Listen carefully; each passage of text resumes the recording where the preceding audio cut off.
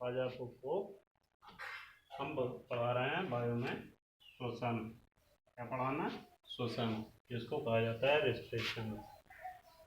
इसमें सबसे पहले क्या होता है, जीवों में कोशिकीय स्तर पर ऑक्सीजन की उपस्थिति में भोजन के जैविक ऑक्सीकरण की क्रिया को श्वसन कहते हैं।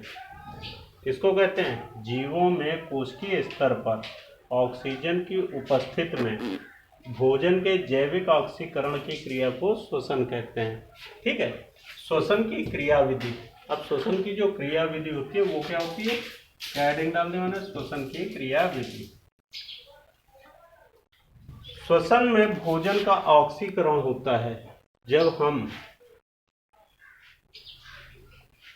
श्वसन को प्राप्त करते हैं तो इसमें भोजन का ऑक्सीकरण होता है। इसमें ऑक्सीजन की आवश्यकता होती है। इसमें किसकी आवश्यकता पड़ती है? ऑक्सीजन की। ठीक है, श्वसन के अंतर्गत दो प्रमुख घटनाएं होती हैं, और जो श्वसन की क्रिया होती है उसके अंतर्गत दो प्रमुख घटनाएं होती हैं। कौन सी? नंबर 1 मैंने यहाँ पर डाली है, वायुमंडल से ऑक्सीजन ग्रहण करके उसे कोशिका तक पहुँचाना। जो हम वायुमंडल से ऑक्सीजन ग्रहण करते हैं, ठीक है, और ग्रहण करने के बाद उस ऑक्सीजन को हम कहाँ पहुंचाते हैं? कोशिका तक पहुंचाना। इसको क्या कहा जाता है? जब ये क्रिया होगी तो इस क्रिया को कहा जाता है बाह्य श्वसन। क्या कहा जाता है?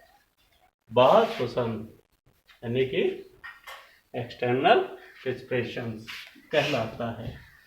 अब इस जगह पर मैंने एक हेडिंग भी डाल दी है। क्या डाली है? बाह्य श्वसन, एक्सटर्नल रेस्पिरेशन। इसमें आ जाएगा जीवों में वायुमंडल से, जो जीव होते हैं, जैसे कि जंतुओं का जगत आप लोगों को हमने पढ़ाया है। ठीक है, तो जीवों के जो जगत होते हैं उसमें जंतु भी आ जाते हैं। तो जीवों में वायुमंडल से वायु ग्रहण करने के लिए विशेष अंग होते हैं। जैसे हम लोगों में पूरा जो श्वसन तंत्र होता है, ठीक है, उसमें आपकी नासा आ जाएगी, नासा मार्ग आ जाएगा, वायुनाल हो जाएगी, फेफड़े हो जाएंगे, ठीक है, वायु कुबकाएँ हो जाएंगी, इस तरह की चीज़ें आ जाती हैं। तो जो विशेष अंग होते हैं, इसी प्रकार मछलियों में क्या होता है? क्लोम। क्या होता है? क्लोम। हम लोगों में, जंतुओं में फेफड़े, कीटों में ट्रेकिया। कीटों में क्या होता है? ट्रेकिया आदि। ये निम्न पदों में पूर्ण होता है। जो बाह्य श्वसन है वो निम्न पदों में पूर्ण होता है, जिसको मैंने यहाँ पर लिखा भी है। नंबर 1 आ जाता है श्वासोच्छ्वास, जिसको कहा जाता है इंग्लिश में ब्रीथिंग। ठीक है, नंबर 2 आ जाता है वायु तथा रुधिर के बीच गैसों का, क्या लिखा है?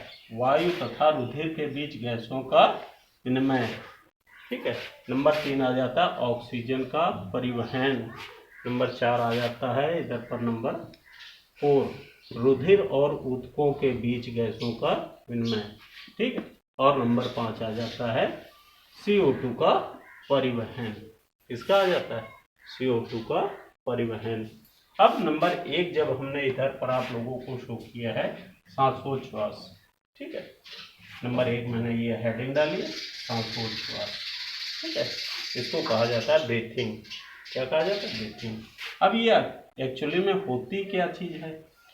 वायुमंडल की शुद्ध वायु को फेफड़ों में पहुंचाना तथा अशुद्ध वायु को फेफड़ों से बाहर निकालने की क्रिया श्वासोच्छ्वास कहलाती है।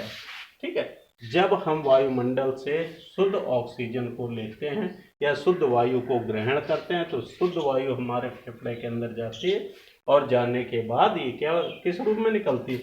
जो अशुद्धियाँ हमारे अंदर आती हैं, जैसे कि भोजन का ऑक्सीकरण होता है तो भोजन का जब दहन होता है तो उससे जो कार्बन की मात्रा निकलती है, तो उस कार्बन को हमारा ब्लड सर्कुलेशन सिस्टम क्या करता है?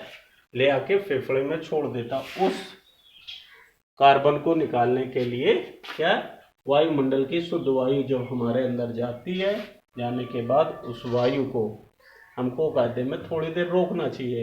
हमेशा सांस कैसे लेनी चाहिए?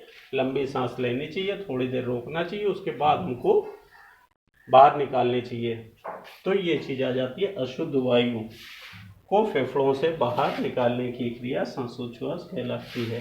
ठीक है, इस क्रिया में वायुमंडल तथा फेफड़ों के बीच गैसों का आदान प्रदान होता है। ये ट्रांसपेरेंट होती है, जो हमको दिक्कत दिखाई नहीं देती हैं। ठीक है, अब इसके बाद कल आप लोगों को बताएंगे श्वासोच्छ्वास की क्रिया विधि के बारे में।